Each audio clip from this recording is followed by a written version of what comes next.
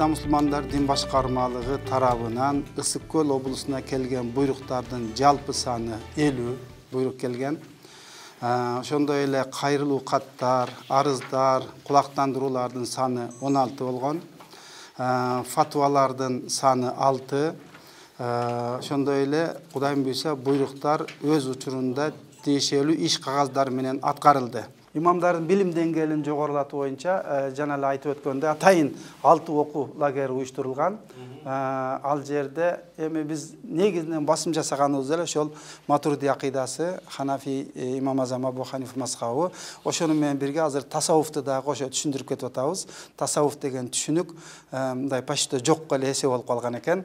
Ошол хадисте келген үчөөн тең иман, ислам, андан кийин ихсан боюнча түшүндүрүп, азыр имамдарыбыз кыйла деңгээлде түшүнүп, анча-мынча мешиттерде кичине окшогон суроолор келсе, толук жооп бере албасак дагы сизден уккан боюнча ошо аракетибиз башталдык, жамаатыбызга чала учук түшүндүрө баштадык деп имамдарыбыз аз бизге ушундай деп кабар берип атат, Кудай мыйза, окуулар боюнча. Бизде Талаш шаарында чет тилдер кыздар медресесинде 23-сентябрь ошол мамлекеттик тилге карата кыргыз тил күнүнө карата студенттер арасында салтанаттуу тил майрамы, атай ошол тил күнү салтанаттуу тил майрамын өткөргөнбүз. Кыргыз элинин макал лакаптары, КВН конкурстар, таймаштар, будан башка дагы ошол жергиликтүү медреселерде жана башка окуу жайларда бул тууралуу өткөрүлүп, өзүбүз барып катышып турабыз. Кыргыз тилин өркүндөтүү үчүн жаш таланттар, ыр жазган окуучулар бурчу уюштурулган.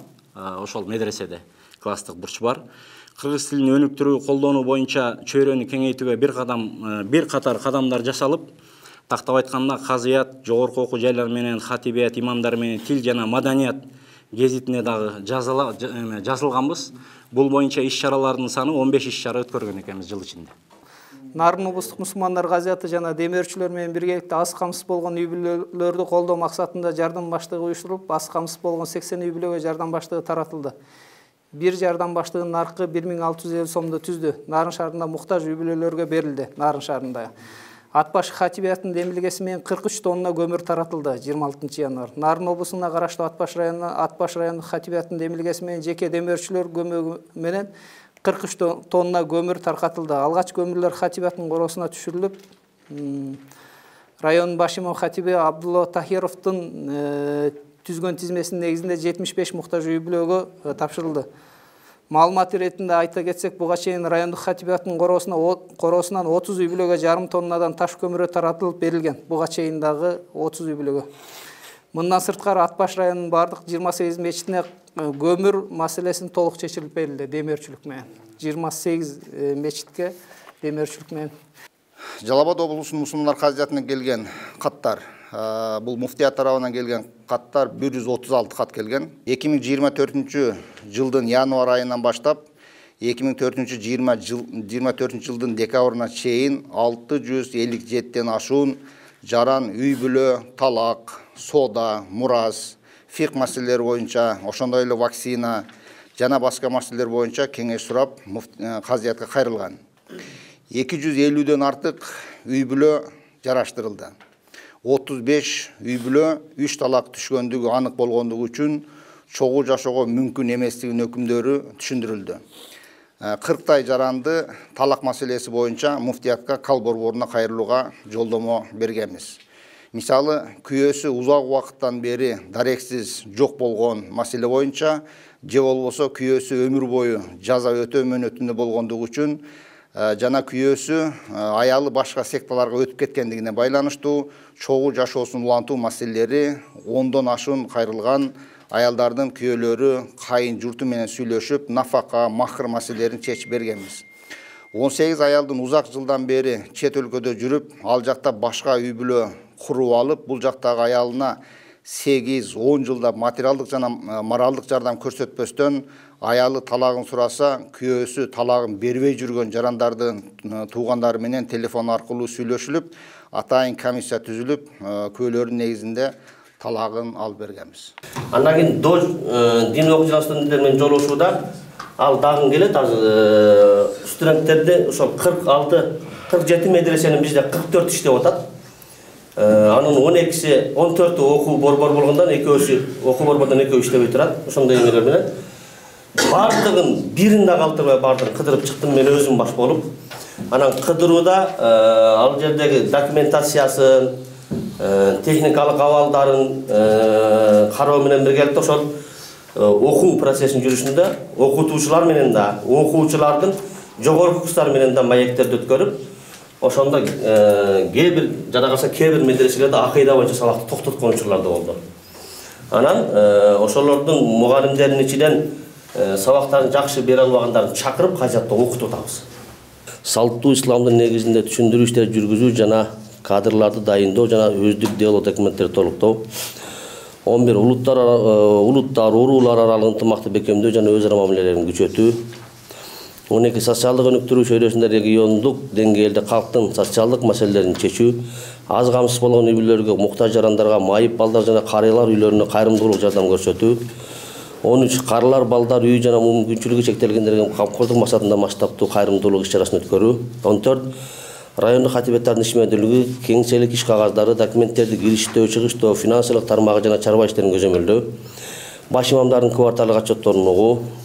Жума кутбасына ошол берилген темага кошумча деп муфтияттан барып калса ошону гана кошобуз, болбосо биз ошол муфтияттын берилген темасынын негизинде гана жүргүзөбүз.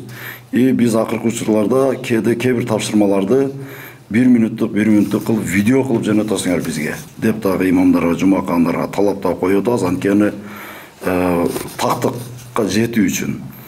Биз муфтияттын дагы бир буйруктары бар, бул боюнча 1-де маселе башталып 1:30-да жума намаз башталсын дегенге да катуу көңүл бурабыз.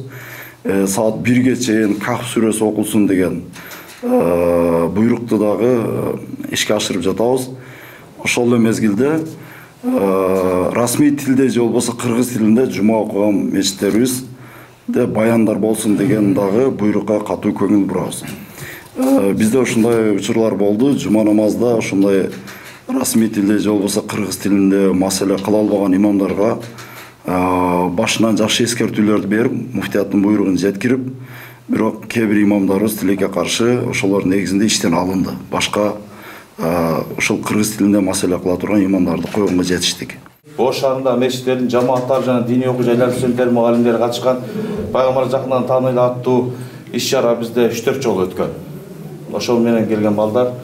Бул болсо жана 13 февраль күнү Ош Сундар Казият жана Ош шаары иш алып баруучу жаткан Умра тур компания номер 4-чү берген протоколдун негизинде алып барылган иш-чарадан бул ошол жана бүт Ош шаарга караштуу Умра башчыларынын башчылары.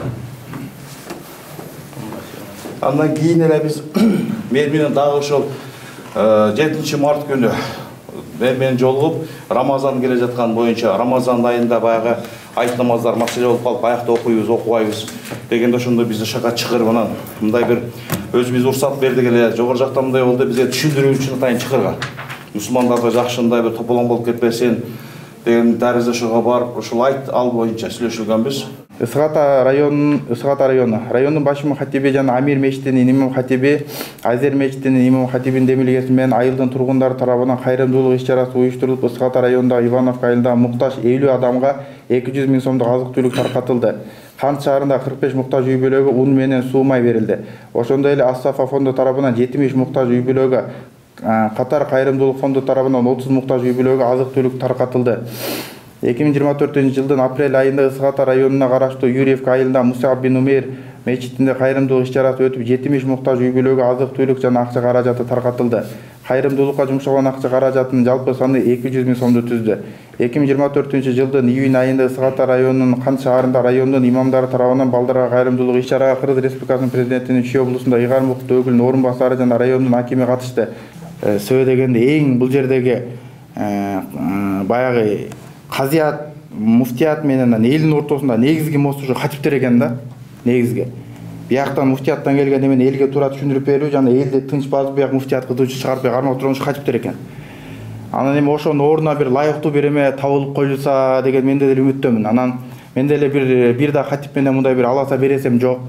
Анан ошол муфтияттан айтылган Кудай буйрса бүт райондук катиптерге аттестация болот. Ошо аттестациядан кийин ким эми аттестациядан өтпөсө ордун алмаштыралы деген болчу. Ошо боюнча мен да күтүп отурам. Ысырапкорчулуктун алдын алуу боюнча иш-чаралар отчетунда болсо саны 1466. 12-ci кайрымдуулук иш-чаралары боюнча отчет 1271 саны. 13-cü токтом үгүт насаат иштеринде давачылар менен кандай иш-чаралар өткөрүлдү, ошондой эле аялдар, кыз келиндер, жаштар арасында түшүндүрүү иштери боюнча отчет. Бул жалпы саны 1783 иш-чаралар уюштурулду. 14-cü dini окуу жайлар менен кандай жана канча иш-чаралар өткөрүлдү. Бул Бишкек шаарынын жалпы 20 жанагы dini окуу жайы бар, 1 университет, 2 институт, 14 медресе, 3 окуу борбору.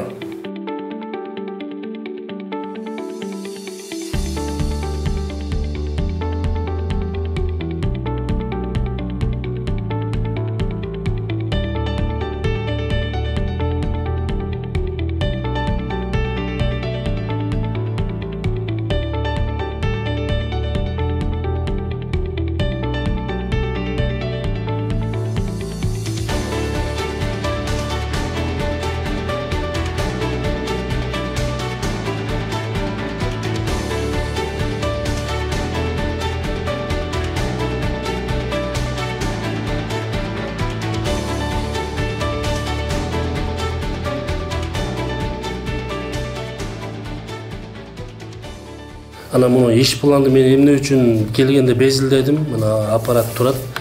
Себеби bunu iş planı negizinde biz iş alып barsak, ошонун ичиндеги 20 пландын ичинен 10 ишке ашса деле биз чоң ийгилик жаратабыз да. Себеби план деп ошон үчүн аткарылат да. Ошон үчүн мына пландар мына азыр өзүңүздөр көрдүңүздөр, ушун негизинде татыктуу, жакшы иштеген, жакшы отчет бергендерди да көрдүк турабы? Чындыгында өзүнүн ишмердүүлүгүнө, ишине так, өзүнүн ишин сүйүп аткарган, ихлас менен кызмат кылган казекелерибиз жок эмес, бар экен. Мында өнүп өсө турган казекелерибиз бар экен. Чындап жан отту менен киришип кызмат кылып аткан казекелер бар экен. Себеби отчетунан эле мында көрүнүп турат. Баарыңыздар мына көрүп атасыздар.